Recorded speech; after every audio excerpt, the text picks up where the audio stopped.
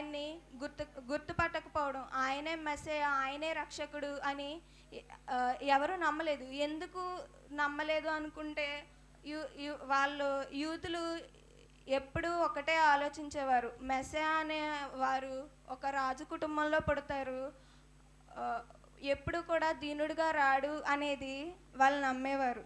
అందుకే పేతురు భక్తుడు ఇప్పుడు పస్కా దినంలో బోధిస్తూ ఏమంటారంటే, ఆయన సిలువ వేశారు, ఆయన్ని మీరు తెలిసి వేయలేదు కానీ తెలియకుండానే వేశారు. ఇక్కడ జరిగింది ప్రతి ఒక్కటి కూడా ప్రవచన నెరవేర్పే తప్ప ఏది కూడా అక్షరమైనను పొల్లైనను తప్పిపోలేదు. ఇక్కడ చూసుకుంటే ఈ దొంగ సర్వమానవాళికి అంటే పాపులకు, మనకు ప్రతినిధిగా ఆ సిలువలో వేలాడుతున్నాడు. అయితే దొంగ యేసు అని పిలవాలని, ఆయనకు ఒక రాజ్యం ఉంటుందని, ఆ రాజ్యంలో ఈ దొంగకి ఒక చోటు కల్పిస్తారు అని అసలు ఆయనకి నమ్మకం ఎలా కలిగింది? ఆయన ఎప్పుడు మునుపెన్నడు దేవుణ్ణి ఎరగలేదు, దేవుడు అంటే ఏంటో కూడా ఆయనకి తెలియదు. అయినా సరే చూడకుండా నమ్మాడు ఈ దొంగ. ఇక్కడ సండే స్కూల్ కథ ఒకటి చూసుకుంటే మనకు ఒకటి ఎప్పుడు చెప్తూ ఉంటారనమాట ఎక్కువగా సండే స్కూల్లో ఈ కథని. ఈ దొంగ పొద్దున్న బ్రేక్ఫాస్ట్ సాతానుతో చేస్తే నైట్ డిన్నర్ దేవునితో చేశాడంట.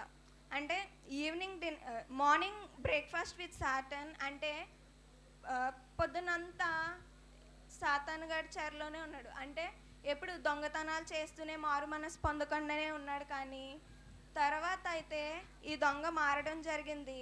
పరదేశులో ఈ దొంగ స్థానాన్ని సంపాదించుకున్నాడు. నరకంలోనికి పోకుండా ఈయన యొక్క ఆత్మను ఆయనే రక్షించుకోవడం జరిగింది. ఇక్కడ చూసుకున్నట్లయితే ఇక్కడ ప్రవచన నెరవేర్పు యెషయా గ్రంథం 53వ అధ్యాయము 8 మరియు 12 వచనాల్లో చూసుకుంటే,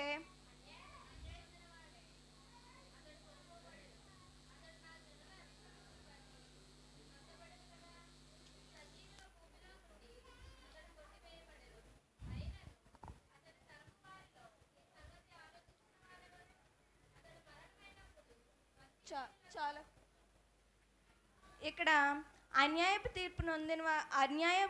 తీర్పు నొంది ఆయన చేయని శిక్షకు, ఆయన చేయని తప్పుకు ఈయన శిక్షించబడ్డాడు.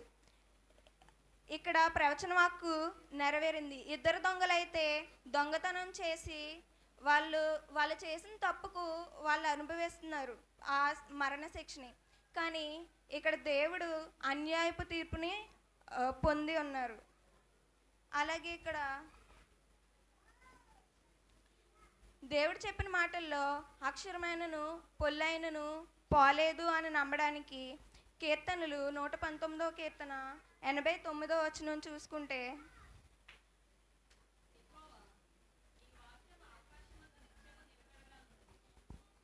అవును, ఆయన వాక్యము ఎప్పుడూ నిలకడగా ఉంది. మనమైతే నిలకడ లేకుండా ఉంటామేమో, కానీ ఆయనకి నిలకడగా ఉంది.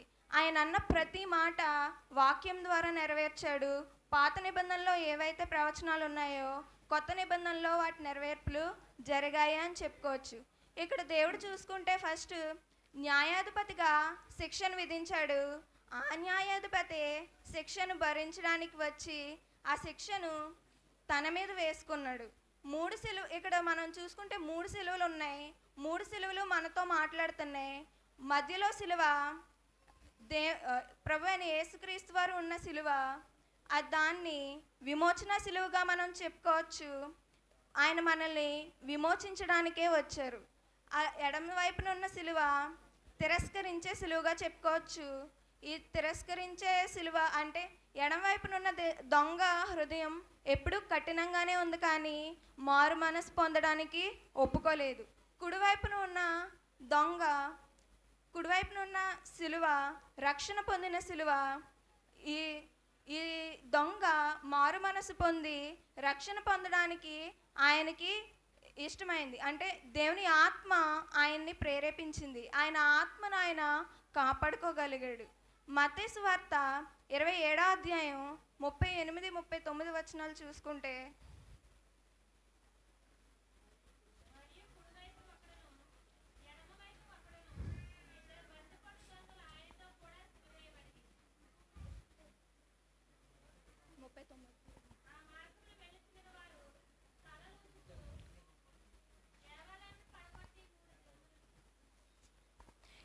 ఇక్కడ ఈ 2 వచనాల్లో చూసుకుంటే మనం కుడివైపున ఒకడును ఎడమవైపున ఒకడును సిలువ వేయబడి ఉన్నారు, ఇద్దరు దొంగలు.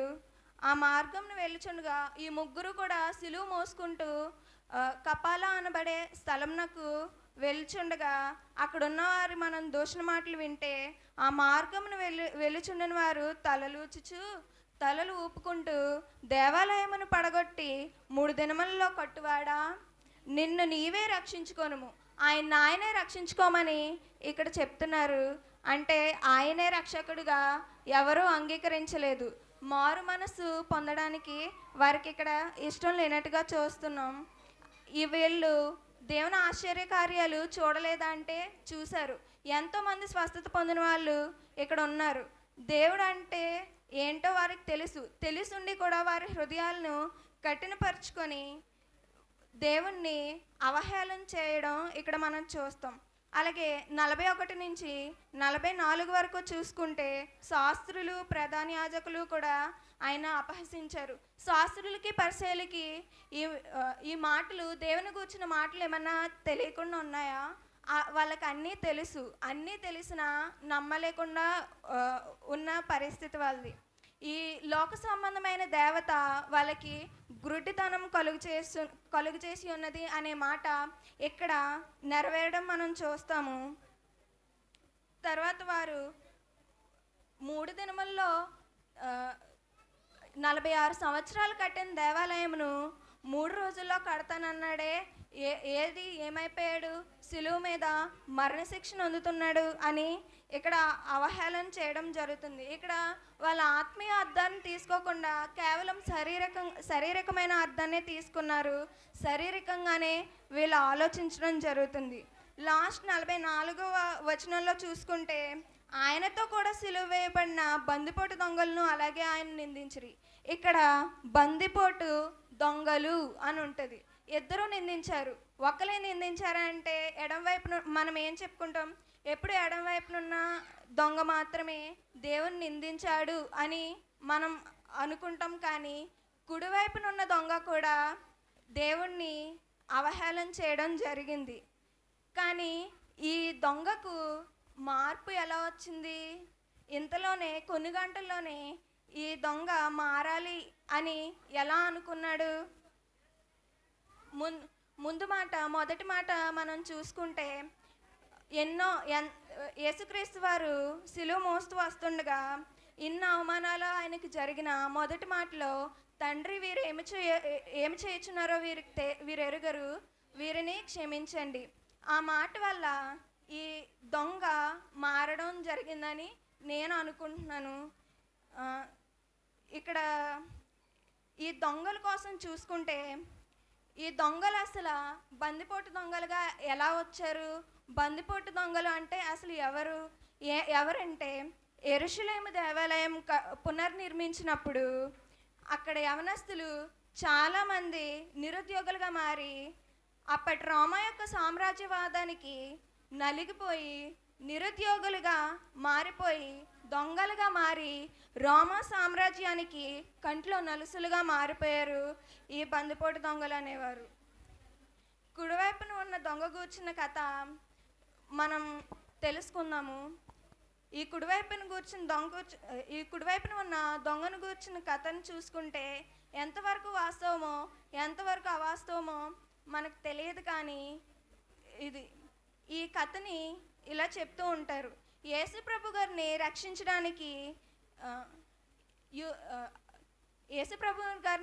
రక్షించడానికి ఐగుప్తు వెళ్ళే దారిలో యేసేపు మరియ గారు ప్రయాణమై రాత్ర వెళ్ళిపోతూ ఉంటే దారిలో వారికి ఒక దొంగల ముఠ అడ్డగిస్తుంది వారిని.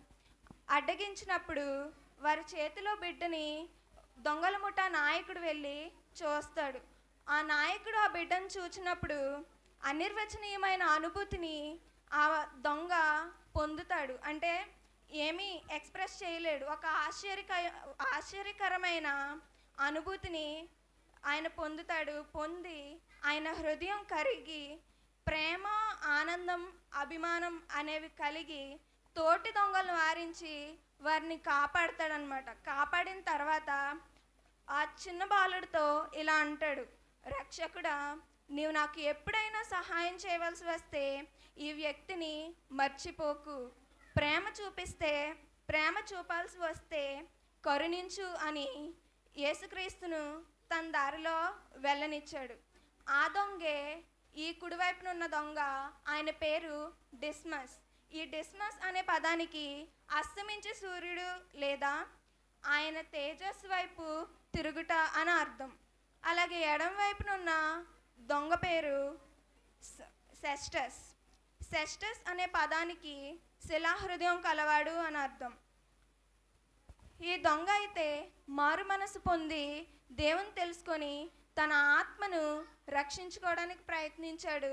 ఎఫెసీ పత్రిక 2వ అధ్యాయము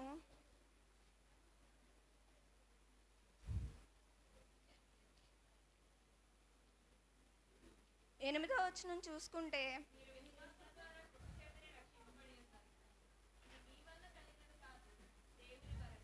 అవును, ఇక్కడ దొంగ చూసుకుంటే దొంగ దేవుణ్ణి విశ్వసించడం ద్వారా కృపచేతనే దేవునికి కృప ఉంది కాబట్టి, ఆయన కృప కలిగి ఉన్నాడు కాబట్టి ఈ దొంగ రక్షింపబడ్డాడు. ఇది మీ వలన కలిగినది కాదు, దేవుని వరమే. ఇది దేవుని వరమే కానీ లేఖనాలు నెరవేర్పే కానీ మరేది కాదు. మనం పాపులమై ఉండగానే దేవుడు మన కోసం సిలువలో మరణించడం జరిగింది. మనం పాపులం అని మన నీతి క్రియలన్నీ కూడా మురికి గుడ్డలతో సమానమని ఇక్కడ మనం చెప్పుకోవచ్చు. పాపి అంటే కుష్ఠరోగికి పోల్చొచ్చు. కుష్ఠరోగికి సాదృశ్యం. కుష్ఠరోగి వస్త్రాలు చించుకొని ఊరు అవతల ఉండి జుట్టు విరబోసుకొని పై పెదాలు తన వస్త్రంతో కప్పుకొని ఊరి లోపలికి వచ్చేటప్పుడు ఈ కుష్ఠరోగి ఇలా అరవాలన్నమాట. అపవిత్రాన్ని వస్తున్నాను అనుకుంటూ రావాలి. పాపికి సాదృశ్యంగా ఈ కుష్ఠరోగి ఉన్నాడు. ఈ కుష్ఠరోగిని పాపికి సాదృశ్యంగా మనం ఎలా చెప్పుకోవచ్చు అంటే, వస్త్రాలు చించుకోవడం అనేది మనం దేవుని ముందు నీతిగా కనిపించాలి అన్నది అది ప్రయత్నం. మన నీతి క్రియలన్నీ కూడా దేవుని ముందు మురికి పీలికలుగానే ఉన్నాయి కానీ మరి ఏది కాదు. వెంట్రుకలు విరబోసుకోవాలనేది ప్రతివాడు నడినెత్తిన వ్యాధి కలిగి ఉన్నాడు. ఏ భేదము లేదు, అందరూ పాపం చేసి దేవుడు అనుగ్రహించిన మహిమను పొందలేకపోతున్నారు. మనం ఇంకా పాపులమై ఉన్నామని ఇవి సాదృశ్యంగా చెప్పుకోవచ్చు. అలాగే పై పెదవుని కప్పుకోవాలి అనే మాటకు వస్తే యెషయా భక్తుడు ఇలా అంటాడన్నమాట, అయ్యో అపవిత్రమైన మనుష్యుల మధ్య నేను నివసించుచున్నాను, అపవిత్రమైన పెదవులు కలవాడును అని యెషయా గ్రంథంలో 6వ అధ్యాయంలో అనడం మనం చూస్తాము. అలాగే దేవుడు రాకముందు చాలానే మార్పులు కావాలి అని ఎంతోమంది కోరుకోవడం జరిగింది. కానీ దేవుడు వచ్చిన తర్వాతే మార్పులు అనేవి వచ్చాయి. ఆయన ఈ భూలోకానికి మన పాపాలను భరించడానికి వచ్చిన తర్వాతే మన జీవితాల్లో మార్పులు వచ్చాయి.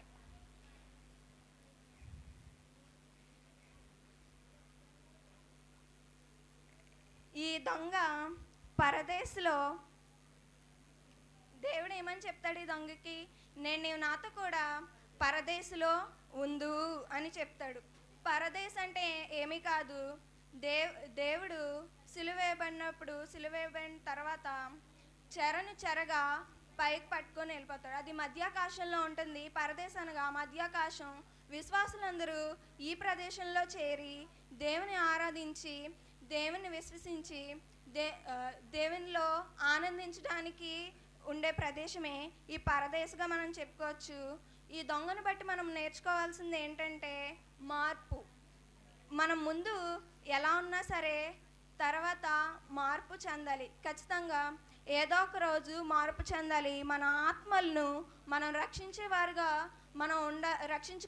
మనం ఉండాలి. మనం ఆయన ముందు పరిశుద్ధులుగా ఉండడానికి ప్రయత్నిద్దామని మరి నా ఈ వాక్యాన్ని ముగిస్తున్నాను. దేవునికి మహిమ కలుగును గాక. ఆమేన్.